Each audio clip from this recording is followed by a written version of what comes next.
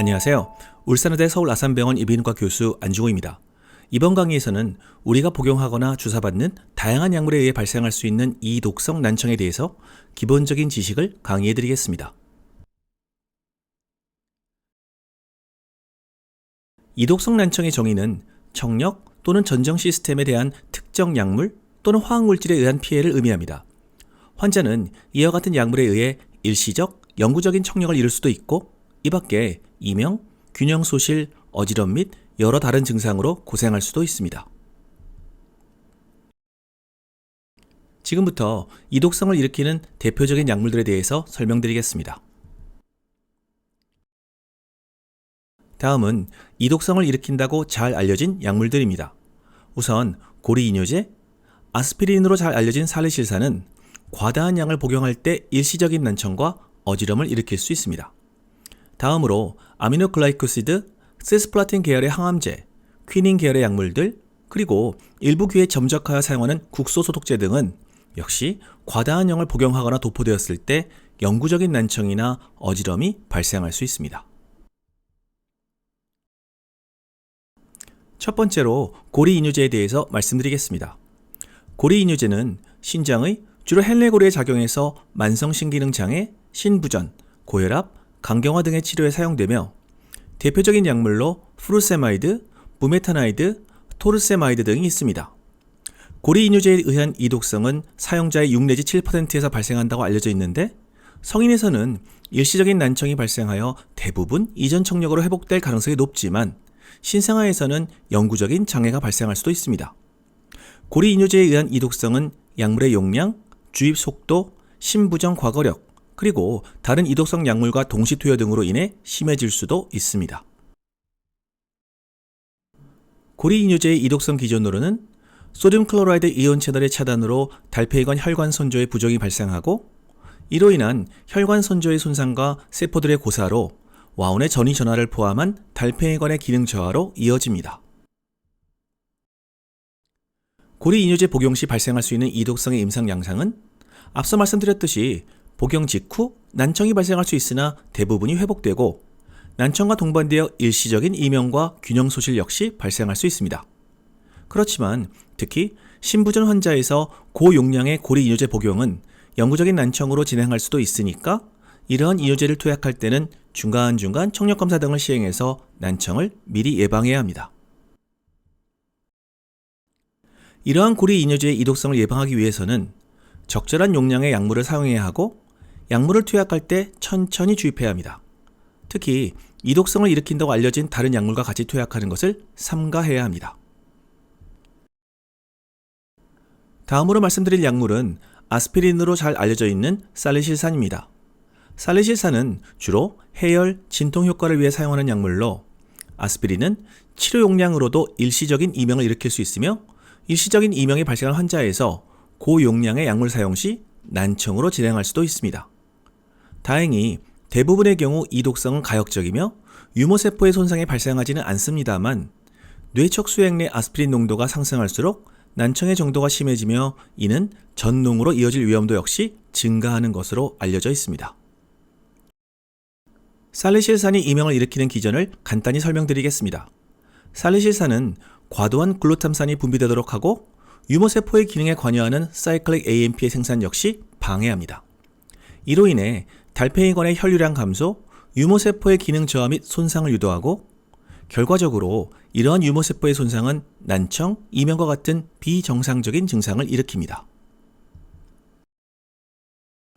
다음으로는 항생제로 많이 사용하는 아미노글라이코시드입니다.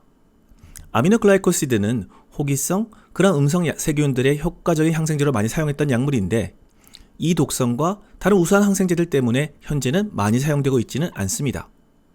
주로 와우 독성을 가지고 있는 약물로는 네오마이신, 가나마이신, 아미카신 등이 알려져 있고 전정 독성을 가지고 있는 약물로는 메니에르 병의 치료에 사용해서 우리가 잘 알고 있는 젠타마이신, 스트랩토마이신 등이 있습니다. 아미노글라이코시드가 이독성을 일으키는 기전을 보면 달팽이관 유모세포의 세포 고사를 유발하는데 유모세포 내에서 활성산소적을 생산하고 다양한 캐스페이즈와 뉴클레이즈를 활성화합니다. 이는 결과적으로 영구적인 청각 및 전정기관의 유무세포 소실로 이어지게 됩니다. 아미노글라이콜시드의 이독성을 설명하는 모식도입니다. 아미노글라이콜시드는 혈관 선조를 통해 와우의 내림프 영역으로 진입하여 앞서 말씀드린 여러 가지 기전에 의해 유무세포를 파괴합니다.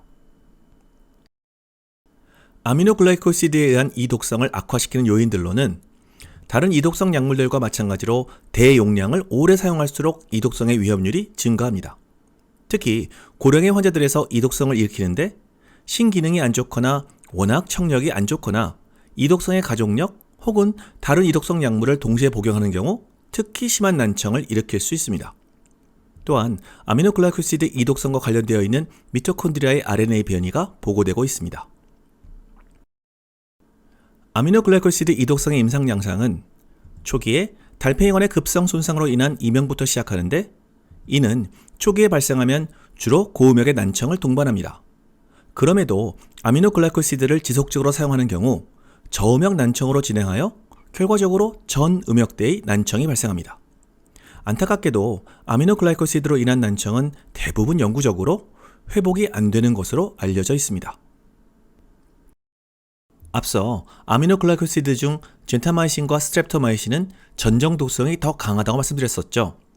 전정기관의 손상은 전반적인 균형 소실과 특히 움직일 때 시선을 고정시키지 못하는 장애로 나타납니다. 우리가 전반적인 균형을 잡기 위해서는 시각, 체성 감각, 그리고 전정 감각이 필요합니다. 아미노글라이콜시드에 의해서 전정기관이 손상될 경우 특히 어둡고 균일하지 않은 바닥에서 불균형이 심해집니다. 이러한 어지럼은 어질어질하다고 표현되며 빙글빙글 도는 느낌의 회전성 어지럼은 드물게 발생합니다. 시선이 고정되지 않기 때문에 특히 걷거나 운전할 때 눈으로 보는 사물 전체가 흔들려 보이는 동요시가 발생할 수 있고 시선 고정이 안 되기 때문에 운전하면서 고개를 돌릴 때 순간적인 시각장애를 일으키거나 지나가면서 인사하는 사람들의 얼굴을 알아보지 못하는 경우도 발생합니다. 이러한 시각장애나 동요시 등의 안지는 아미노글라이콜시드 이독성 초기에 발생할 수 있습니다. 아미노글라이콜시드 이독성을 예방하기 위해서는 무엇보다 대체할 수 있는 다른 약이 있다면 안 쓰는 것이 가장 좋겠죠. 그렇지만 반드시 사용해야 하는 경우에는 약물 투여 시 혈중 약물 농도와 신기능을 측정하고 또한 약물 투여 전과 후 청력을 측정해야 합니다. 아미노글라이콜시드 이독성의 위험도가 높은 환자의 경우에는 반드시 대체할 항생제를 우선 선택하는 것이 좋습니다. 환자로 하여금 약물 치료를 마친 뒤에도 최소 6개월은 시끄러운 환경의 노출을 삼가하도록 교육하는 것 역시 중요합니다. 다음으로는 항암제입니다. 여러 다양한 방식으로 암세포를 파괴하는 항암제들 중 특히 알킬로아 항암제는 암세포 주기와 무관하게 DNA 나선 구조를 파괴하고 이에 복제를 막는 역할로 항암 치료제로서의 역할을 합니다. 대표적인 알킬로아 항암제인 시스플라틴과 카보플라틴은 백금계 화학약품으로 부인암, 폐암, 중추신경계암, 두경부암 및 고환암 등 다양한 암의 치료에 사용되고 있으며 특히 시스플라틴은 혈장 내 단백질에 비가역적으로 부착하여 치료 6개월 이후에도 검출될 수 있다고 알려져 있습니다. 시스플라틴이 이독성을 일으키는 기전에 대해서 말씀드리겠습니다. 시스플라틴은 주로 프리 레디컬의 생산과 세포 고사에 의해 이독성을 일으키며 미토콘드리아의 캐스페이지에 의해 외유머 세포의 고사가 진행되어 영구적인 난청으로 진행하게 됩니다. 시스플라틴 이독성의 위험 인자로는 고용량을 투약하거나 치료 횟수가 증가하는 경우, 약물 치료와 동시 혹은 이후에 두경부 방사선 치료를 시행하는 경우, 고령의 환자 혹은 탈수 상태에서 투약하는 경우, 잘 알려진 다른 이독성 약물과 병용 투약하는 경우, 그리고 신장 기능이 떨어져 있을 때 더욱 심하게 난청을 일으킵니다. 시스플라틴 이독성 약물 투여 과정에서 이명과 양쪽 귀의 감각신경성 난청이 서서히 진행하여 영구적 난청이 됩니다. 이러한 시스플라틴 이독성을 예방하기 위해서는 난청 발생을 모니터링하기 위해서 약물 치료 시 정기적인 청력 검사가 중요하고 시스플라틴 치료 후 최소 6개월 이상 시끄러운 환경에 노출되지 않아야 합니다. 다음의 약제들은 시스플라틴 이독성 예방에 어느 정도 도움이 될 수 있다고 알려져 있는데 비타민 E, 비타민 D 등을 복용하거나 시스플라틴 치료 과정에서 철켈레이트 치료를 하거나 NAC라고 불리는 아세틸시스테인 투약으로 항산화 치료를 할 수도 있습니다. 또한 시스플라틴 계열의 캐스페이지 등의 활성을 억제하는 약물 혹은 유전자 치료 역시 시도되고 있습니다. 이렇듯이 시스플라틴 이독성을 예방하기 위한 약물이 다양하게 소개된다는 것은 그만큼 시스플라틴의 항암 효과가 크기 때문입니다. 앞으로 효과적인 이독성 예방 물질의 개발로 시스플라틴 사용의 제약이 줄어들기를 바랍니다. 다음은 퀴닌계 약물입니다. 퀴닌계 약물은 항말라리아 약물로 개발되었는데 난청, 심한 청각 소실을 일으키는 것이 밝혀지면서 현재는 치료 목적으로 사용되고 있지는 않습니다. 다양한 종류의 웨이도염을 치료하기 위해서나 귀 수술을 할 때 이 점이액과 수술 부위 소독제를 많이 사용하죠. 현재는 널리 사용되고 있지는 않지만 웨이도염을 치료하기 위해서 사용하는 네오마이신, 폴리믹신 B 등이 정원창을 통해 달팽이관의 손상과 이 독성을 유발할 수 있다고 알려져 있습니다. 그래서 웨이도염으로 이 점이액을 처방하거나 받을 때는 고막에 천공이 있는지를 반드시 확인해야 합니다. 수술 부위를 소독하기 위해서 사용하는 에탄올, 베타딘, 클로로엑시딘 역시 난청의 원인이 될 수 있습니다. 그래서 고막에 천공이 있는 만성중이염 등의 수술을 할 때에는 수술 부위의 소독에 앞서서 웨이도를 솜 등으로 막아야 합니다. 지금까지 이독성을 일으킬 수 있는 약물과 그 기전을 설명드렸습니다. 지금부터는 이 독성의 일반적인 증상, 진단, 그리고 예방과 치료에 대해서 정리해드리겠습니다. 앞서도 말씀드렸듯이 같은 용량의 약물을 투약하더라도 이 독성이 생기기 쉬운 환자는 신장 기능이 나쁜 환자, 65세 이상의 고령 환자, 이 독성을 가진다고 알려진 다른 약물과 동시 투약한 경우, 유전적으로 이러한 이독성 약물에 취약하거나 가족력이 있는 경우, 그리고 이독성 약물을 고용량으로 장기간 투약한 경우 특히 더 약물에 의한 난청이 잘 발생할 수 있습니다. 약물에 의한 이독성이 발생하는 경우 환자의 상태, 이독성 약물 용량에 따라 작은 크기의 이명부터 심각한 정도의 난청에 이를 정도로 다양한 증상을 보입니다. 때로는 한쪽 혹은 양쪽 귀의 난청을 보일 수도 있으며 지속적인 혹은 변동성의 이명을 보이는 경우도 있습니다. 이때 주로 고음의 이명이 초기 증상으로 나타나고 여기에 더해서 감각신경성 난청과 어지럼, 신체 불균형 등이 발생합니다. 이독성을 진단하기 위해서는 무엇보다 환자의 증상이 가장 중요하겠죠. 또한 이독성의 진단을 위해 환자의 약물 복용력, 증상, 청력 검사 등을 통해 진행합니다. 현재까지는 특정 약물에 의한 직접적인 이독성 발생 여부를 확인할 수 없기 때문에 이독성 약물의 복용력이 가장 중요한 근거가 될 수 있습니다. 이를 위한 청력 검사로는 수능 청력 검사, 이음향 방사 검사, 정기 와우도 검사, 비디오 안진 검사, 청성 뇌관 유발 반응 검사 등이 있습니다. 이독성을 치료하고 관리하기 위해서는 무엇보다도 이독성을 조기 진단하고 약물 복용력 조사를 통한 관련 약물의 사용 중단이 가장 중요합니다. 그렇지만 이미 심한 난청으로 진행한 경우 보청기 사용을 고려하고 필요한 경우 이명 재활 치료를 시행합니다. 전정기관의 손상이 발생한 경우 전정 재활 훈련 등을 통한 불균형의 치료 및 생활습관 교정이 필요한데 예를 들어 어두운 데 걷지 말기, 불필요한 머리 회전 삼가기 등이 포함될 수 있습니다.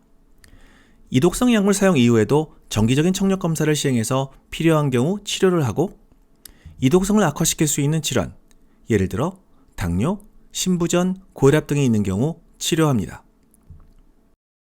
앞서 말씀드렸듯이 이독성 약물들의 병용 투약 혹은 소음 환경 하에서 이독성 약물을 투약할 경우 더욱 심각한 이독성이 발생할 수도 있습니다.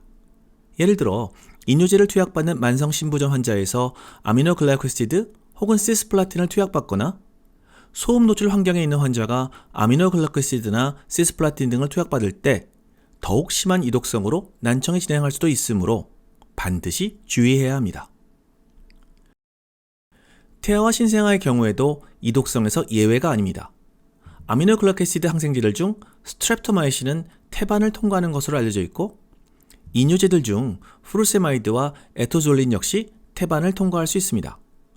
특히 미숙아의 경우 이독성 약물에 더욱 취약하게 반응하기 때문에 감각신경성 난청이 유발될 위험성이 증가하므로 주의해야 합니다. 이 독성이 발생하기 전에 이를 모니터링하기 위한 방법으로 수능 청력 검사와 이음향 방사 검사가 있습니다. 수능 청력 검사는 약물 투여 전 그리고 투여 후 주기적으로 청력 검사를 진행하며 2개 이상의 주파수에서 20dB 이상 변화가 있거나 평균 청력이 15dB 이상 차이가 발생할 경우 이 독성을 의심해야 합니다. 이 독성 발생 초기에 주로 고음역대의 유모세포가 손상되므로 이 독성을 조기에 진단하기 위해서는 8kHz 이상의 고주파 청력 검사가 유용할 수 있습니다. 외유모세포의 반응을 측정하는 이음향 방사 검사 역시 이 독성의 모니터링에 도움이 됩니다. 이 독성의 정도 측정을 위한 다양한 도구들이 소개되고 있는데 도구들마다 각각의 장단점과 한계가 있습니다. 이상의 강의 내용을 정리해드리겠습니다. 이 독성 약물을 사용할 때 기저질환 유무, 가족력 등을 확인하여 위험도를 평가해야 합니다. 2가지 이상의 이 독성 약물을 사용하지 않는 것이 중요합니다. 이 독성 약물 사용 전후로 청력 검사를 통해 귀 상태를 모니터링해야 되고 약물을 사용하는 도중 난청 혹은 이명이 발생한 경우 대체약을 선택하거나 치료를 중단해야 합니다. 아미노글라이코시드나 시스플라틴 같이 치료 후에도 세포에 오랫동안 남아있는 약물의 경우 약물 사용 후 최소 6개월은 큰 소음에 노출 등을 피해야 합니다. 이상으로 강의를 마치겠습니다. 지금까지 경청해 주셔서 감사합니다.